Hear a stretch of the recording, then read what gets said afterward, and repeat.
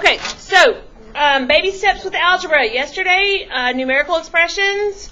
Today we're turning those into algebraic expressions. That means we are adding variables into our mix. What's a variable? A letter. A letter, okay? And it also can what? Well, it will be a number, but it can change. That's the biggest thing. Remember, a variable is something that can change. Okay? We are taking the order of operations like we did yesterday, one step before that. Okay? So we have an expression. If you look at something like m plus n, I understand. You can probably look at this and do this in your head. It is super important, guys. You show every step. If you're working on this, like from the textbook or from a worksheet, and you're copying it on a separate sheet of paper, I want your first line to be exactly what the problem is. So always recopy the problem, okay?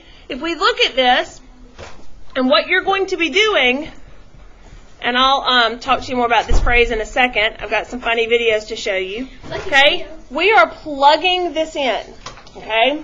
So the first step, every line of every expression where you've got variables that are identified, you're going to plug in your values.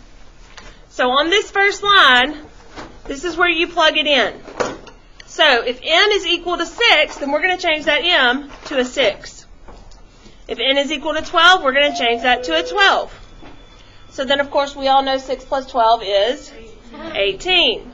Okay? I get it. You could probably look at that knowing these are your two values and add them in your head. But guys, you've got to show every step.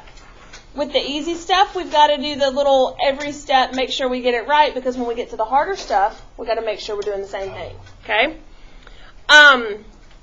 So again, here we go. And for our purposes right now, when we're evaluating expressions, our variables will always be, like, we'll always have the value. It'll tell us m is going to equal this, a is going to equal this, so you're going to have the value, okay? So we look at m divided by m. What are we going to plug in for m? N, sorry. 12. Divided by m is 6. So 12 divided by 6? 2. Okay. Before we get to our next problem, let's back up a second. I want you to add one definition that we didn't talk about yesterday. And that word is coefficient. Think about that prefix co. What does that prefix mean? Co. What does it mean? Beside. Beside. Okay? Or with or partner. Somebody brought the example earlier of a co-captain. If you have co-captains, you have more than one captain, right? Pilot. They work together. A co-pilot. Absolutely. They work together. So a coefficient, our definition is a constant. What's our constant? I can't even spell today. Hold on. Sorry guys. I'm trying to talk and write at the same time. Constant does not change, right? Okay. With a variable. When we have that constant right next to our variable, that is going to tell us to multiply. So when we're looking here, if I have 3n, what is my constant? 3. What's my variable? N. So 3n, that together tells me to multiply. I can put a number right next to a letter and it doesn't look confusing. If I were to plug in 12 for n, would I write it like that? Because what does that look like? 12, absolutely. So we want to make sure that actually represents 3 times 12. Now, why did I use a dot? Okay. Why would I not use the X for the multiplication sign? Duh. Oh, because the X could be a variable. Absolutely. Our multiplication sign could look like X, which is a variable, or could be a variable. So we want to be careful now with algebra that we use the dot or parentheses. Let me come over here to the side. You don't have to write this down, but I want to show you 3 times 12 could also be the same thing as 3 times 12 or 3 times 12. The dot and parentheses all show multiplication. So all of these are the same thing. Okay? So what are we going to do first with order of operations? Multiply. What's 3 times 12? Y'all aren't awake. 36. Plus 8. What would that give us? 44. Very good. Okay? So 3n does not represent 312. It represents 3 times 12. All right, let's try a couple more. Again, at the front, it's telling us A is equal to 9, B is equal to 3, and C is equal to 12. So we're going to first line, again, this is where we plug it in. So b to the second power is 3 to the second power plus 4 times 6. What do I solve first? Multiplication. No, that's 3. Exponents. What's 3 to the second power? 6. 9. Remember, 3 to the second power is 3 times 3. Okay, now what do I solve? Multiplication. So 9 plus 24, and that would give us 33. Very good. Okay. All right, we have another. So b to the second power, that's 3 to the second power, plus 5 times 9 minus 20. First line, the only thing that should change is now that instead of letters, you have plugged in the correct numbers. Okay? Go real quick. Okay? Go real quick. All right, so 3 to the second power.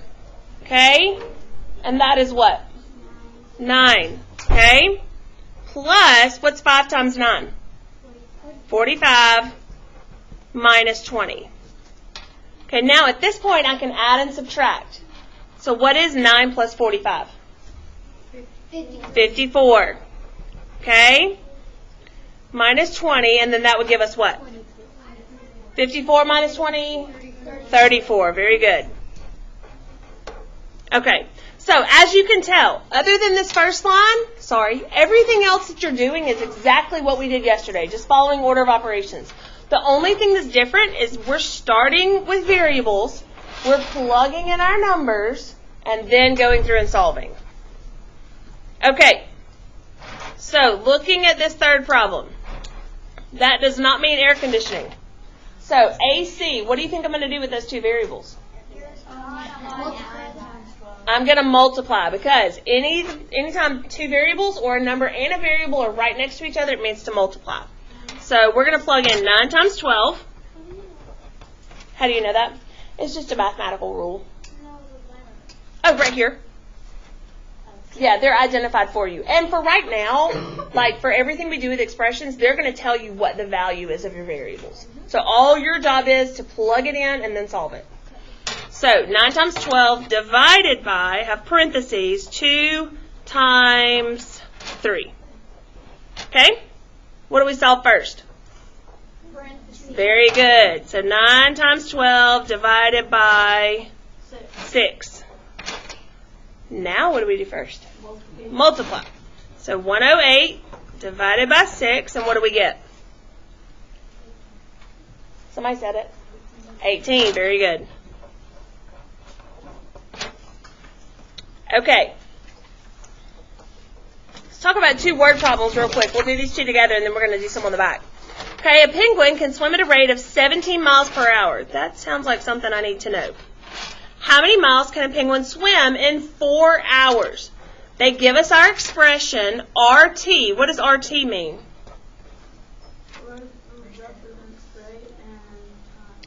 So, but R next to T means what? Multiply. So that's R times T.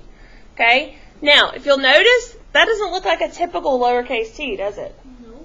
Why would I need to be writing something a little bit different than a typical lowercase t? It could be a plus sign. It might look like a plus sign. So sometimes we have to be careful with our variables. What is that? A line. Right here. 1. You think it's a 1? What if I meant it to be an L? Got to be careful. So with variables, if you're using a lowercase l, you want to make sure it's a cursive lowercase l. So if you see that, you'll see a cursive lowercase l. Yes? Also, if like somebody forgot to write it like that, if you write your ones with like the Little, yes. dashes or colors. Another one, and somebody asked me the other day why I do my Z's like this, and it's because your Z could look like what? A 2. So be careful. Right now, you're not going to have to really choose any variables, but when we get to that point, we do need to be cautious about what variables we're using, okay? Well, looking at some of your handwriting, like not yours individually, but yours as a whole, as far as 6th graders, not always. All right, so what represents R? That's our rate. So what would we plug in? 17, very good. What about T? 4. 4, because it's 4 hours. So rate times time. And what's 17 times 4? 68, very good. So 68 miles in 4 hours. So again, they gave us our expression, and they told us R represents the rate, and T represents the time, and you just plug it in. Okay? Here we go. A company charges $6 to make a pattern for an order of T-shirts. I think we need to know that. And $11 for each T-shirt. I like to compare this problem to like if you go bowling and you pay the one fee to rent your lane for an hour, but then everybody has to pay for their shoes. So the number of shoes you pay for depends on the number of people. With this one, we're paying $6, one flat fee for however many T-shirts we order. But then we're paying $11 per T-shirt. And it says N represents our number of T-shirts. Okay? And our expression is 11N plus 6. Right here, it told me 11N plus 6. It's $11 for every T-shirt plus $6. This is the part that can change. Because we could order 20 T-shirts. Okay, but right now it's saying what would be the total cost for 5 T-shirts. So what are we going to substitute? 5 times 11. Okay, so we're going to plug 5 in for N. So that will become 11 times 5 plus 6. Order of operations, what do we do first? 11 times 5, which gives us 55 plus 6, and that would be 61. So $61 for 5 shirts. I might be getting a second estimate. It's kind of expensive. You did? All right, any questions so far? Okay, let's flip to the back and talk for just a second, okay?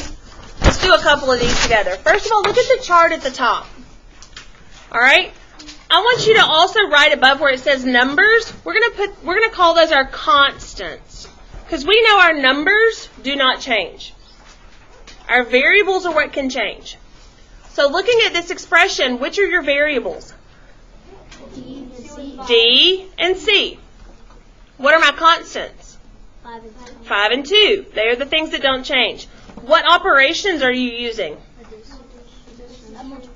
And multiplication. Very good.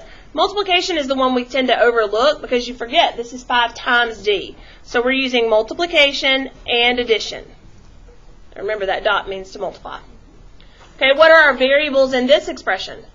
Y, S, W, Yep. W, Y, and S. What are my constants? 5, 4, and 2.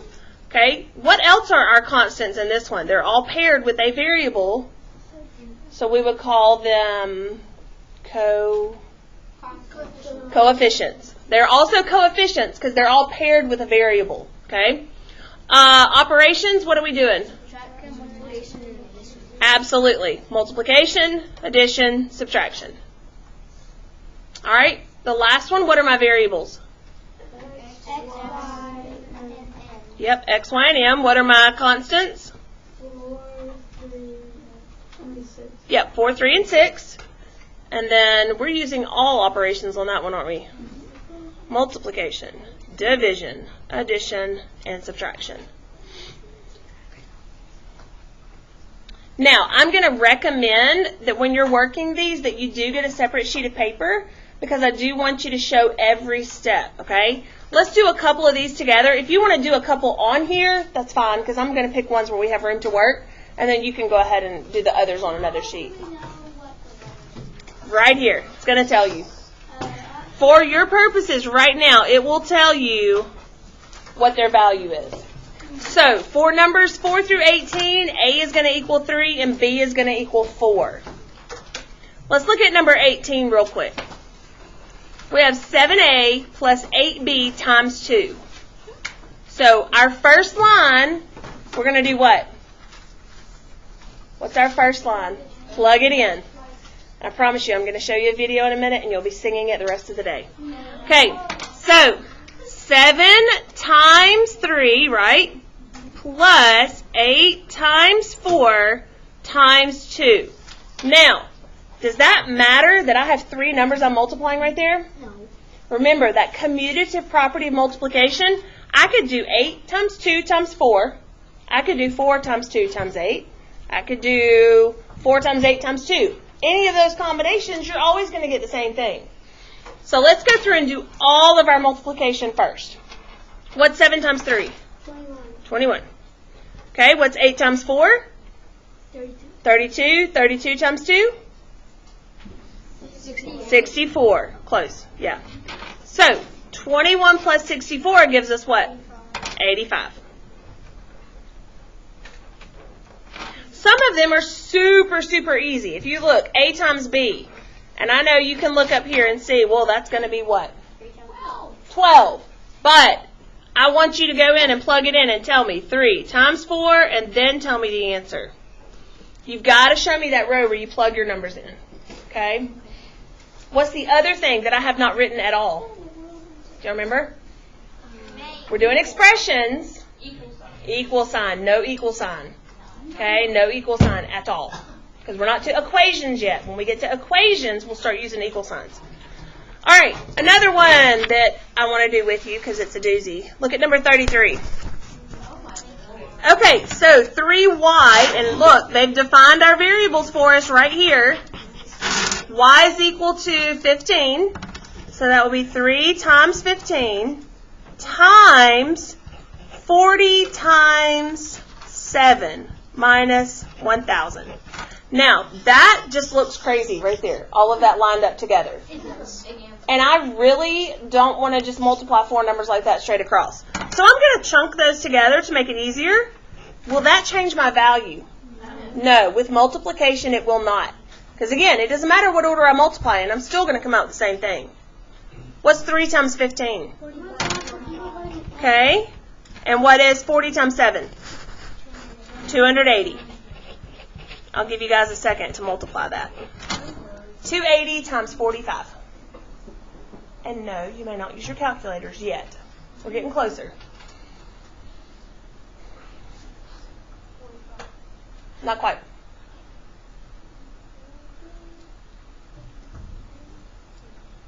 Oh.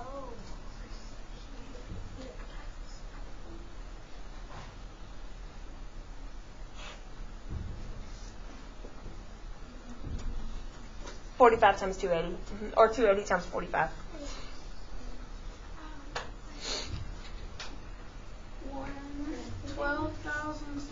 Yes. So 12,600 minus 1,000. So our final answer would be 11,600. That was a big one. Yeah, 12,600 is what you get when you multiply 45 times 280. That's not going to be helpful in the future. Because nobody's going to remember that. Well, Literally no one will remember. but you know how to multiply, and that's all you need to know. All right. So, I'm going to stop this real quick. I've got a couple of videos I want to show you just to make you laugh. Okay.